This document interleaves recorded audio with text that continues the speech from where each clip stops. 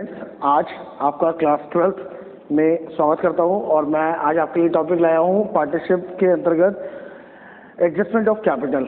यहां पर अभी तक तो आप लोगों ने जो क्वेश्चन करे थे वो सिंपल पॉइंट ऑफ व्यू से चलते थे कि नया पार्टनर फर्म में आता है, पूंजी लगाता है और बिजनेस रेगुलर होता है। लेकिन अब यहाँ पर एक चेंजेस आ रहा है कि पुराने साझेदार कहते हैं कि भाई जब तुम्हारी कैपिटल हमारे से अलग है तो हमारा जो प्रॉफिट शेयरिंग रेशियो है वो तुम्हारी कैपिटल के अनुसार थोड़ा परिवर्तित होना चाहिए। लिहाजा ऐसे में एडजस्टमेंट ऑफ कैपिटल करने का भी कंटेंट यहाँ पर लागू होगा। तो उसके लिए मैं आज आपको एक क्वेश्चन बता रहा हूँ, उसे ध्यान से समझेंगे।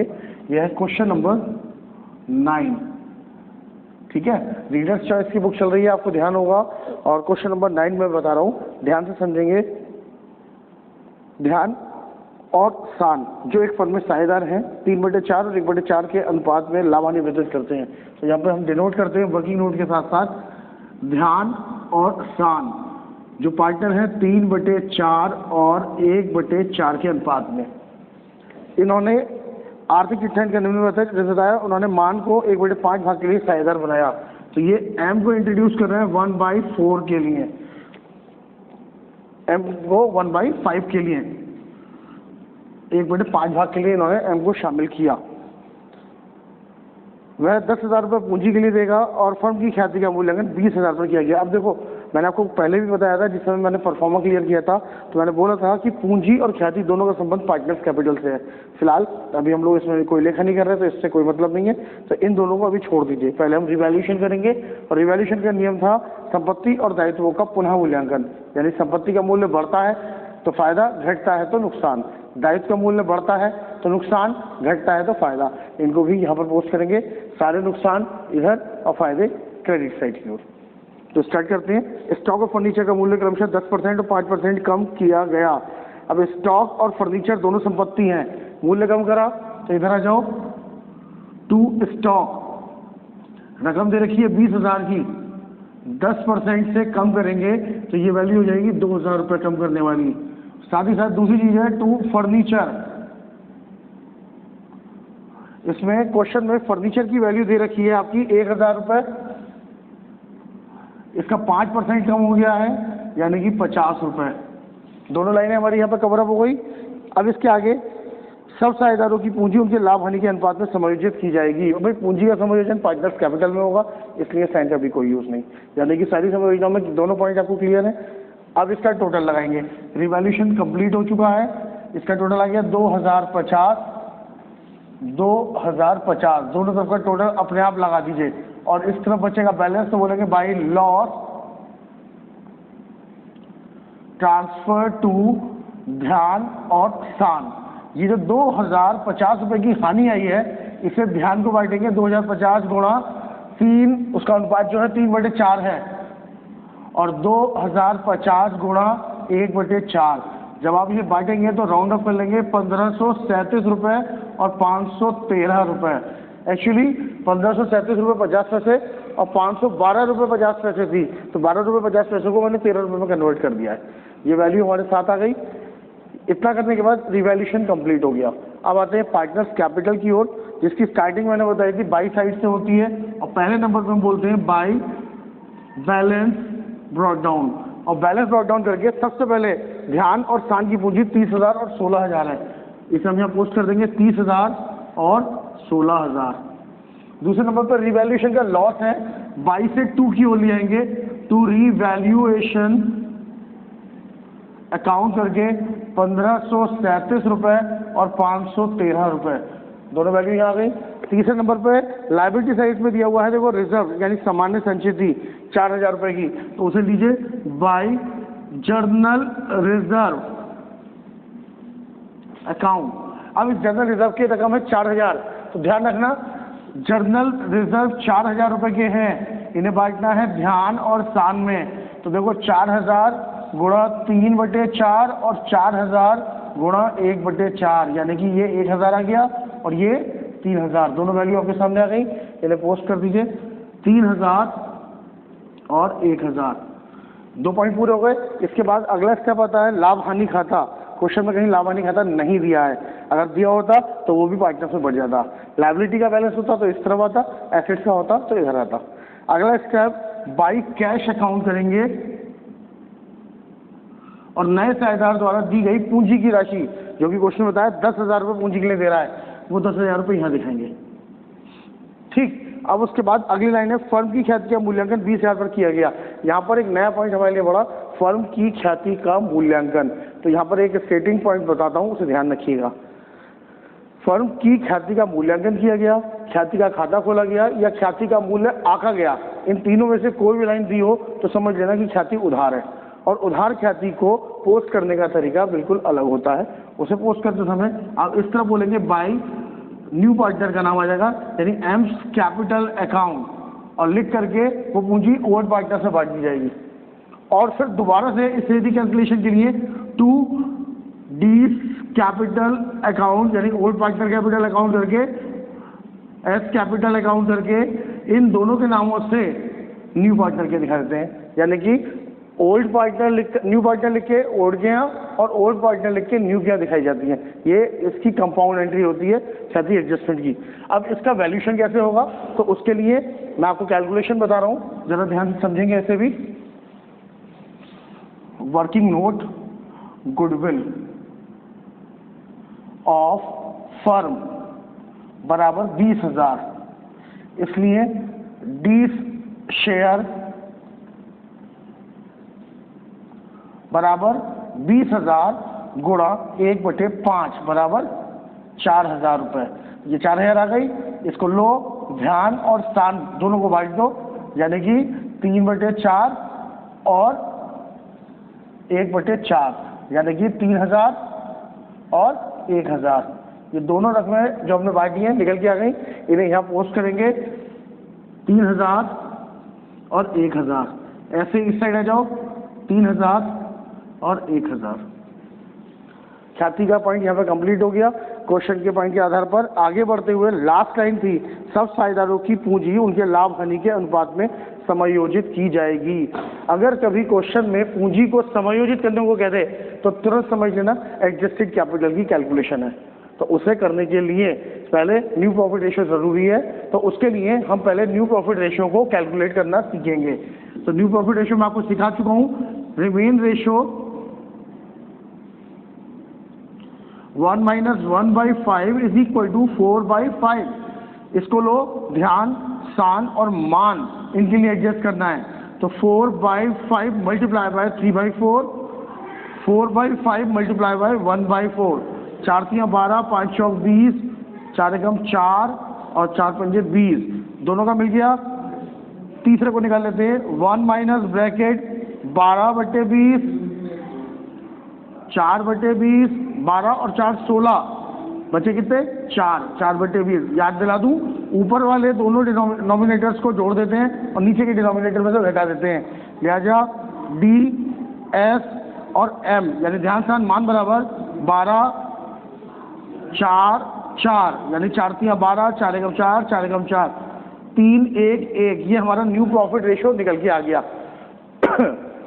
इतना करने के बाद में हमारा न्यू प्रॉफिट मिल गया। अब हम आते हैं पॉइंट पर, वर्किंग नोट नेक्स्ट करेंगे। ये नंबर 2 डाल दीजिए। ये वर्किंग नोट नंबर 1 थी और हम 3 पे आ गए। उसमें आता है calculation of adjusted capital. Condition डाल देता हूं मैं, through new partner to old partner, यानी कि नए साझेदारों के द्वारा, नए साझेदार के द्वारा ओल्ड साझेदार की पूंजी को निकालने का तरीका। तो याद दिलाता हूं मैं इसको उस जगह से जहां पर वो पूंजी लगा रहा था। तो उसमें ध्यान रखिए, नया साझेदार फर्म में जब आता है तो वो 10,000 रुपये की पूंजी लेके आया था। यहां मैंने बताया था कि एम शेयर 1/5, बल्कि just a second, 1/5 share capital of M बराबर, अब यहाँ थी उसकी 10,000, लेकिन इसे हम एडजस्टमेंट से लेके जाएंगे। क्यों? इसमें तो कुछ हिस्सा हमने वापस भी करा है, तो उसके लिए हम इसका पहले टोटल लगा दें।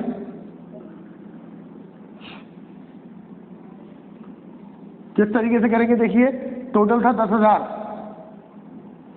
दोनों तरफ पोस्ट करिए। 10,000 में से 3 और 1 4,000 रुपये रिफंड वैल्यू है। खत्म करने के बाद रहेगा कितने? 6,000 रुपये। जो बचेगा उसे यहाँ पर आप बैलेंस कहते हैं ना, टू बैलेंस CD, यानी कि इनके पास कैश का बचा हुआ बैलेंस था। तो हमें ध्यान आ गया कि उसकी पूंजी 6,000 है, तो हमने तुरंत ये से करा 1/5 शेयर के लिए उसकी कैपिटल है 6,000 रुपये। तो ऐसे में पूरे शेयर ऑफ कैपिटल M की जो आएगी पूरे बिजनेस की क्या आएगी? 6,000 गुणा 5/1। इस 5 को उठा कर जब इधर लाएंगे तो पलट जाएगा। तो 6 पंजे 30,000 रुपये। तो ये 30,000 रुपये की टोटल कैपिटल ऑफ फर्म आ गई। इस 30,000 रुपये को लो, ध्यान, सान और मान तीनों में इस नए वाले अनुपात में बांटना है, यानी कि 30,000 गुणा 3/5, 30,000 गुणा 1/5 और 30,000 गुणा 1/5। 6 बार कट गया, 6 18,000, 6,000 पर ये भी कट गया और ये भी 6,000 बार ही कटेगा। तीनों की कैपिटल हमारे सामने आ चुकी है। इस कैपिटल को लेकर के एडजस्टेड है, इसलिए यहाँ लिखा जाएगा 18,000, 6,000 और 6,000। ये कैपिटल हमने बैलेंस करके नहीं निकाली है, हमने निकाली कैलकुलेशन करके, लिहाजा इनका बैलेंस बराबर नहीं होगा।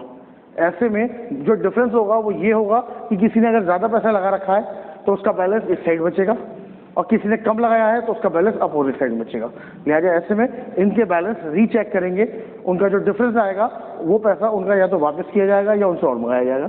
देखिए, जैसे ध्यान की बात करते हैं, 30, 3, 33, 36,000, इसका टोटल 36,000 रुपये आ रहा है। और इधर देखें तो 18 और 1 19,537। ये क्रेडिट साइड थी, ये डेबिट है। डिफरेंस कर लीजिए, 10 में से 7 गया 3, 9 में से 6, 9 में से 4, 6, 2 में से 1, 16,463 रुपये।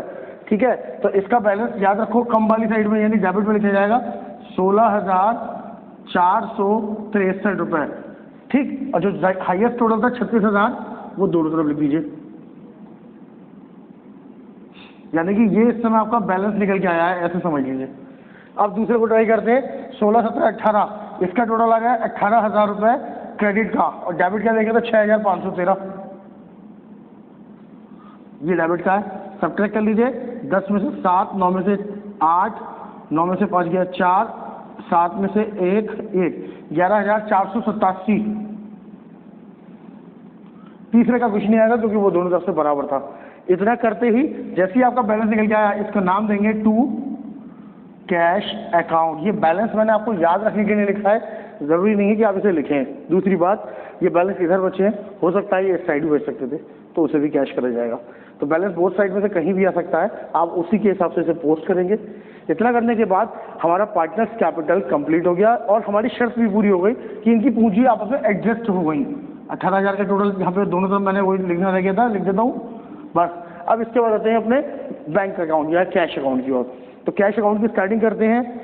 कैश अकाउंट को स्टार्ट करते समय मैंने बोला था सबसे पहले ओपनिंग बैलेंस ऑफ कैश दिखाते हैं, यानी कि टू बैलेंस BD करके ओपनिंग बैलेंस है 22,000 रुपये का रोकड़ था कैश का। उसके तुरंत बाद टू नया पार्टनर का नाम है एम कैपिटल अकाउंट करके उसके द्वारा लगाई गई पूंजी जो कि वो 10,000 रुपये लेके आया है वो दिखाई जाएगी। अब चूंकि ख्याति की रकम नगद नहीं लाया है इसलिए ख्याति नहीं लिखेंगे। ठीक, वक्त उसकी जगह अब ये नए बैलेंसेस निकल के आएंगे कैश के, जो 2 में बचेगा तो बाई में, बाई बचेगा तो 2 में लेके जाएंगे, यानी कि बाई 20 कैपिटल अकाउंट 16,463 और बाई एस कैपिटल अकाउंट 11,487। ये दोनों टोटल आ गए। इफेक्टिवली इनका टोटल लगा लीजिए, ये टोटल आ रहा है 32,000 रुपये। 32,000 रुपये का ग्रैंड टोटल दिखाएंगे और डेफिनेटली ये टोटल कम होगा, ये इसमें से माइनस कर देना, तो माइनस करने के बाद बैलेंस 4,050 रुपये बचेगा। उसे आप यहाँ पर बाई बैलेंस कैरी डाउन करके दिखा देंगे, ये हमारा फाइनली कैश का बैलेंस बचेगा। इसके बाद हम पहुंचेंगे अपनी बैलेंस शीट पर। तो बैलेंस शीट को फॉर्मेट करते समय आखिरी स्टेप है बैलेंस शीट का। तो बैलेंस शीट बनाते समय ध्यान रखिएगा उनकी बैलेंस शीट से हम अपनी बैलेंस शीट को टैली करेंगे। सबसे पहले इन्होंने लिखा था लेनदार 37,500 यानी क्रेडिटर, तो आपने तुरंत लिया क्रेडिटर 37,500। अगर कोई एडजस्टमेंट होती तो दिखाते, एडजस्टमेंट केवल दो ही है, स्टॉक ऑफ फर्नीचर। उसके बाद संचिति हम बांट चुके हैं, कोई मतलब नहीं। पूंजी कैपिटल, अब यहाँ पर ध्यान, सान और अब मान भी आएगा तीनों, और तीनों के द्वारा अभी हमने नई कैपिटल कैलकुलेट करी है ये वाली, यानी कि 18,000, 6,000 और 6,000, तीनों का टोटल कर लीजिएगा 30,000 रुपए। एडजस्टेड कैपिटल हमारी तीनों की नई वाली यहाँ मेंशन की गई। अब इसके बाद आते हैं बैलेंस शीट की डेबिट में यानी एसेट्स वाली साइड की तरफ। तो दिया है सबसे पहले रोकड़ यानी कैश अकाउंट। अब देखो कैश का बैलेंस 22,000 दिया है, वो तो मैं ऑलरेडी ऊपर दिखा चुका हूँ, जिसकी मदद से नया कैश अभी अभी निकाला है हमने, कितना 4050, तो यानी 4,050 रुपये यहाँ पर कैश को शो किया जाएगा।